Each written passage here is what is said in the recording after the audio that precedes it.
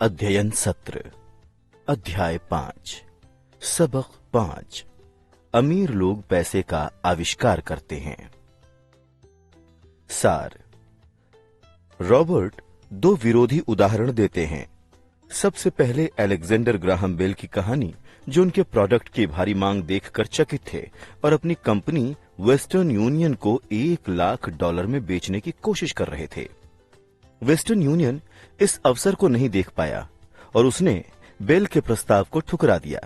इस तरह अरबों डॉलर के एक उद्योग का उदय हुआ। दूसरा उदाहरण टीवी की न्यूज का था, जिसमें एक स्थानीय कंपनी की छटनी के बारे में बताया गया था और एक बर्खास्त मैनेजर अपनी नौकरी वापस लेने के लिए कैमरे के सामने गिड़गिड़ा रहा था। उसने अभी अभी एक मकान खरीदा था और उसे दहशत हो रही थी कि वो उसे गंवा देगा। डर और आत्मशंका हम सभी में होते हैं। रॉबर्ट सन 1984 से पेशेवर रूप से सिखा रहे हैं और उन्होंने इसे हजारों लोगों तथा खुद में भी देखा है। हम सभी में जबरदस्त क्षमता होती है, लेकिन हम सभी में आत्मशंका भी होती है। साहस सफल जीवन जीने में फर्क डाल सकता है। रॉबर्ट कहते हैं कि शिक्षक के रूप में उनका दिल उन विद्यार्थियों को देखकर टूट जाता था जो जवाब तो जानते थे लेकिन उन पर काम करने से घबराते थे। वित्तीय प्रतिभा के लिए तकनीकी ज्ञान के साथ ही साहस की भी जरूरत होती है। जोखिम लो, साहसी बनो, अपनी प्रतिभा से उस डर को शक्ति तथा चतुराई में बदल लो। ऐसी सलाह जो कुछ को आतंकित कर देगी, क्योंकि पैसे के मामले में बहुत सारे लोग इसे सुरक्षित तरीके से खेलते हैं। हमारे संसार में आगे कई परिवर्तन हैं और अपने वित्तीय आईक्यू को विकसित करने से आपको भविष्य के परिवर्तनों को दहशत से नहीं बल्कि रोमांच के चश्मे से देखने की अनुमति मिलती है। आप अवसरों को देखेंगे और उन पर काम करेंगे। उन लोगों के विपरीत जो अपने डर की वजह से हाशिए पर रह जाते हैं और दूसरों को साहस से आगे बढ़ते देखते हैं। 300 साल पहले जमीन दौलत थी, बाद में दौलत फैक्ट्रियों और उत्पादन में थी। आज दौलत जानकारी में है, लेकिन जानकारी प्रकाश की गति से पूरे संसार में उड़ती है। इसलिए परिवर्तन ज्यादा तीव्र तथा ज्यादा नाटकीय होंगे। नए मल्टी मिलेनियर की संख्या में नाटकीय वृद्धि होगी। ऐसे लोग भी रहेंगे जो पीछे छूट जाएंगे। कुछ लोग पुराने विचारों को जकड़े रहते हैं और जूझते समय प्रौद्योगिकी या अर्थव्यवस्था को दोष देते हैं। वो ये नहीं देख पाते हैं कि पुराने विचार ही उनके सबसे बड़े शत्रु हैं। कल कोई चीज करने का जो विचार या तरीका अच्छा माना जाता था, वो पुराना जमाना लद चुका है। रॉबर्ट अपनी क्लास में आने वाली एक महिला का उदाहरण देते हैं, जिसे वो अपने आविष्कार किए हुए कैश फ्लो बोर्ड गेम से सिखा रहे थे। ये गेम लोगों को सिखाता है कि पैसा कैसे काम करता है। ये बैलेंस शीट के साथ इनकम स्टेटमेंट के आपसी संबंध के बारे में भी सिखाता है। कुछ लोग इस गेम से प्रेम करते हैं, कुछ इससे नफरत करते हैं और बाकी मुद्दे की बात चूक जाते हैं। उनके उदाहरण में महिला को यह समझ नहीं आ रहा था कि जिन चीजों को वो सामान्यतः संपत्ति मानती थी, जैसे नाव, वो उसके कैश फ्लो को नकारात्मक रूप से क्यों प्रभावित करती थी। उसने कई चुनौतीपूर्ण कार्ड निकाले और उसका खेल भयंकर था। अंत में वो नाराज हो गई और उसने रिफंड मांग लिया। वो ये मानने को तैयार ही नहीं थी कि खेल उसकी मानसिकता की झलक दिखाता है। खेल सीखने सिखाने के शक्तिशाली साधन हैं, क्योंकि वो व्यवहार की झलक होते हैं और तुरंत फीडबैक देते हैं। बाद में रॉबर्ट को उस नाराज महिला के बारे में आगे की जानकारी मिली। वो शांत हो गई थी और खेल तथा अपने जीवन के बीच थोड़ा संबंध भी देखने लगी थी। उसने अपने तथा अपने पूर्व पति के पैसों पर कभी ध्यान नहीं दिया था और इसकी वजह से उसे नुकसान हुआ था। कैश फ्लो गेम का उद्देश्य खिलाड़ियों को ये सिखाना है कि वो नए तथा विभिन्न वित्तीय विकल्प सोचें और बढ़ाएं। कुछ लोग ये काम आसानी से कर लेते हैं, बाकी जूझते हैं। जिनका वित्तीय मस्तिष्क सृजनात्मक होता है, वो सबसे तेजी से चूहा दौड़ से बाहर निकल जाते हैं।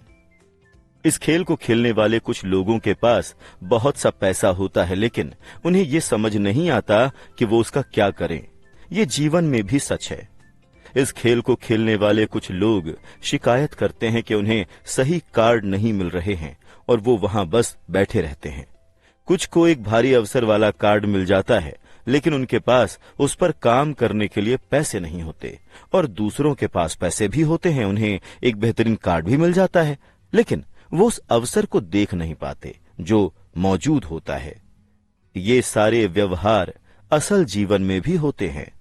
वित्तीय बुद्धि का मतलब है ज्यादा विकल्प होना, अवसर उत्पन्न करने वाले तरीके सोचना या स्थितियों को इस तरह बदलना ताकि वो आपके पक्ष में काम करें।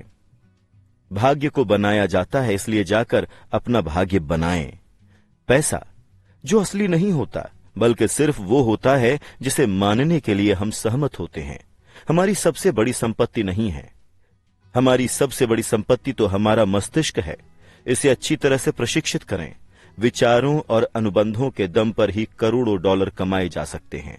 हर महीने थोड़े पैसे बचाना एक दमदार विचार है, लेकिन इससे आप वास्तविकता के प्रति अंधे हो सकते हैं और विकास के ज्यादा महत्वपूर्ण अवसरों को चूक सकते हैं। सन 1990 के दशक की शुरुआत में फीनिक्स की अर्थव्यवस्था बहुत खराब थी।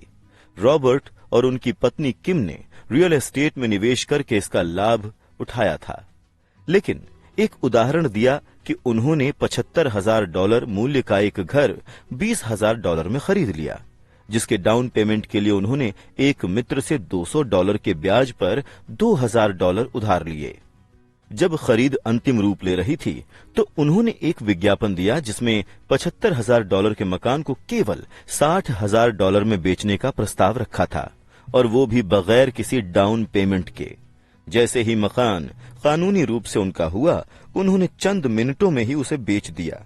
हर व्यक्ति खुश था और खरीदार से प्रॉमिसरी नोट के रूप में रॉबर्ट के संपत्ति वाले कॉलम में $40,000 उत्पन्न हो गए। 10% ब्याज पर कैश फ्लो में हर साल $4,000 आने लगे और उनकी आमदनी बढ़ गई। कुल कामकाजी समय 5 घंटे। और अगर खरीदार अंततः भुगतान न कर पाए तो वो घर को जब्त करके दोबारा बेच देंगे। ये हर महीने टैक्स के बाद बचत करने की रणनीति से ज्यादा लाभकारी है। ये कानूनी है। एस्क्रो कंपनी भुगतान की सर्विसिंग को संभालती है और रॉबर्ट या किम छतों या टॉयलेटों की मरम्मत के सरदर्द से बचे रहते हैं, क्योंकि खरीदार खुद मकान का मालिक होता है। कुछ साल बाद फीनिक्स का बाजार उठ गया और अब वहां ज्यादा अच्छे सौदे नहीं मिल सकते थे, इसलिए वो आगे बढ़ गए। अब आप जहां हैं वहां बाजार की परिस्थितियां अलग हो सकती हैं, इसलिए हो सकता है कि ये रणनीति आपके लिए काम ना करे, लेकिन ये उदाहरण बताता है कि किस तरह एक सरल वित्तीय प्रक्रिया से लाखों डॉलर कमाए जा सकते हैं, और वो भी बहुत कम पैसे तथा जोखिम के साथ। ये इस बात का उदाहरण है कि पैसा और कुछ नहीं, केवल अनुबंध है। आप क्या ज्यादा पसंद करेंगे? कड़ी मेहनत करना, टैक्स देना और बचे हुए पैसों से बचत करना जिसमें किसी तरह की बढ़ोतरी पर दोबारा टैक्स लगेगा, या फिर अपनी वित्तीय बुद्धि को विकसित करने में समय लगाना?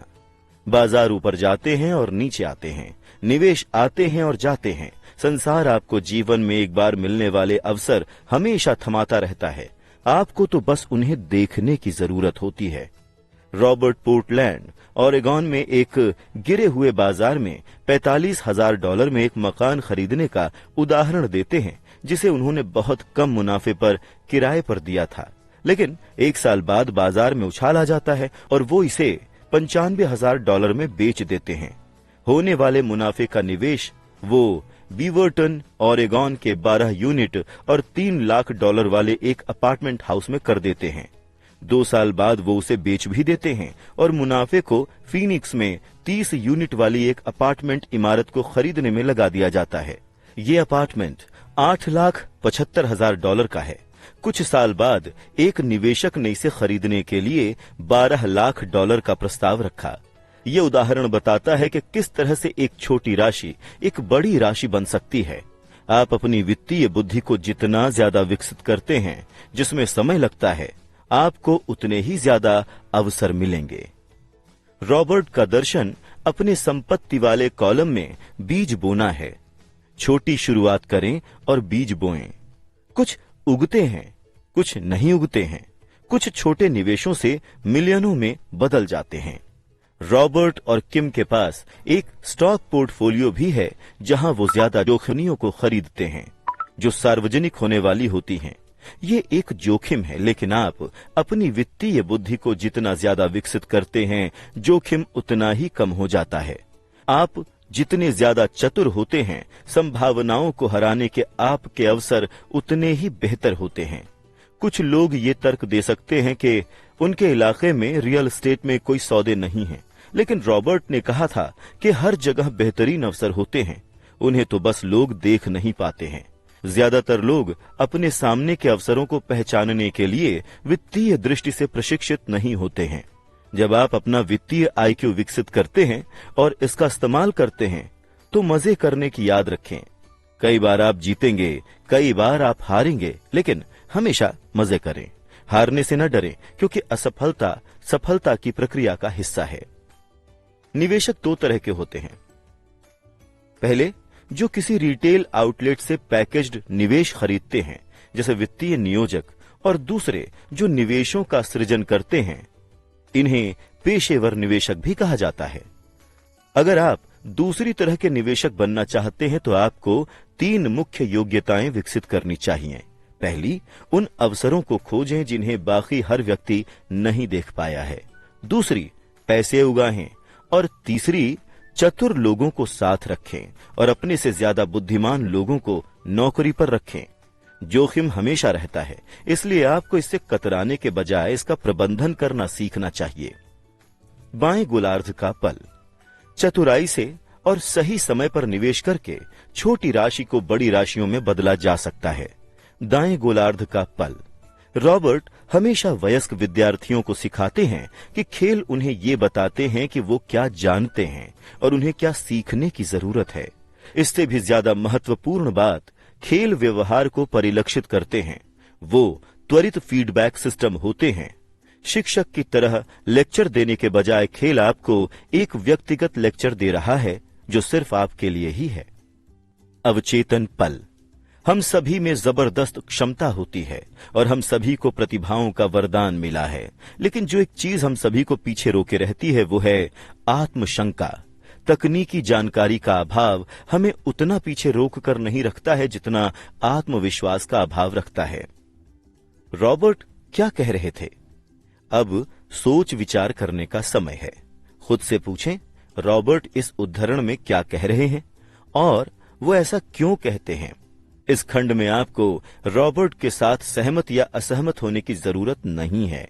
लक्ष्य तो ये समझना है कि रॉबर्ट क्या कह रहे हैं। याद रखें, ये पाठ्यक्रम सहयोगी और समर्थक बनने के लिए तैयार किया गया है। 2 दिमाग एक से बेहतर होते हैं। अगर आप रॉबर्ट की कही बात को नहीं समझ पाते हैं तो संकोच ना करें, समझने में मदद मांगें। हर उद्धरण पर बातचीत करने का समय निकालें जब तक कि आप इसे समझ ना लें। प्रायः असल संसार में स्मार्ट लोग आगे नहीं निकलते हैं, बल्कि साहसी लोग आगे निकलते हैं। शिक्षक के रूप में मैंने पहचाना कि बहुत ज्यादा डर और अपनी क्षमताओं पर शंका ही इंसान की प्रतिभा के सबसे बड़े दुश्मन होते हैं। ये देखकर मेरा दिल टूट जाता था कि विद्यार्थी जवाब तो जानते थे, लेकिन उनमें जवाब के अनुरूप काम करने का साहस नहीं था। पुराने विचार कुछ लोगों के सबसे बड़े शत्रु होते हैं। ये विचार शत्रु इसलिए होते हैं क्योंकि उन्हें ये बात पता ही नहीं होती कि जिस पुराने जमाने में वो विचार या कार्यशैली अच्छी थी, वो पुराना जमाना अब जा चुका है।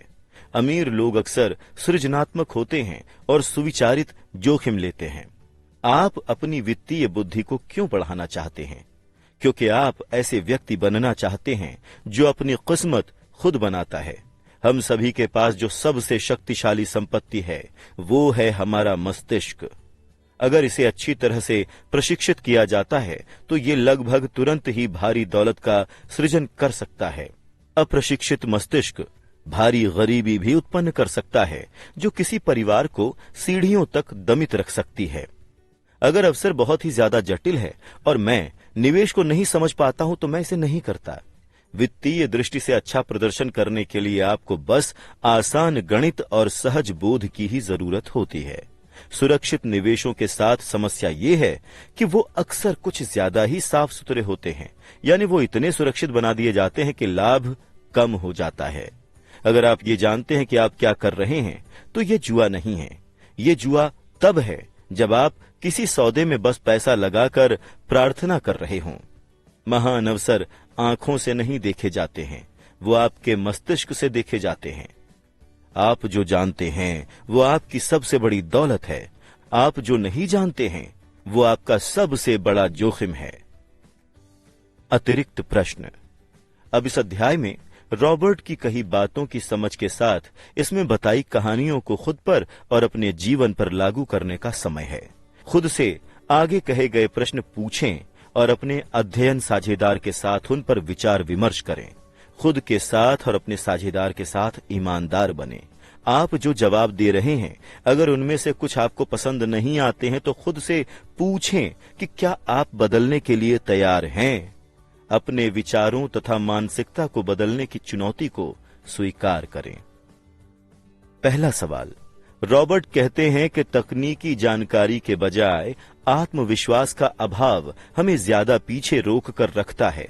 आपके या किसी दूसरे के जीवन में क्या कोई उदाहरण है जहां आत्मशंका किसी भारी अवसर की राह में आड़े आई हो? सवाल नंबर 2। कुछ लोगों के पास ढेर सारा पैसा होता है, लेकिन इसके बावजूद वो वित्तीय दृष्टि से आगे नहीं निकल पाते। ऐसा क्यों होता है? सवाल नंबर 3।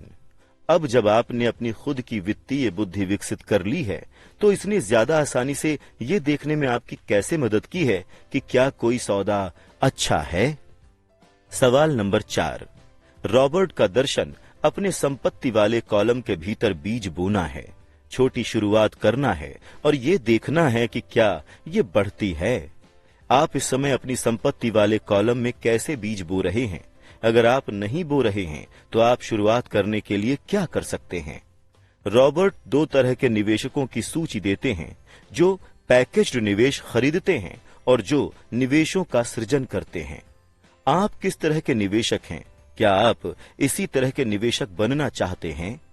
आपने असफलता के डर को अपने जीवन में किस तरह काम करते देखा है और इसने आपको अवसरों का लाभ लेने से किस तरह से रोका था? आप भविष्य में उस डर पर विजय पाने के लिए क्या कर सकते हैं?